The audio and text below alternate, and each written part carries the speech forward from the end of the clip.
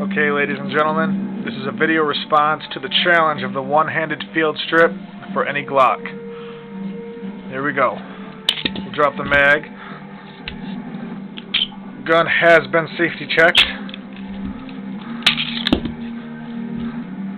Recoil spring. Barrel. Field strip complete.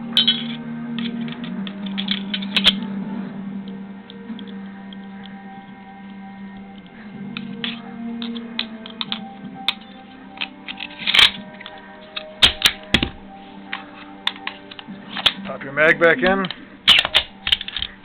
Gun locks back. Fires.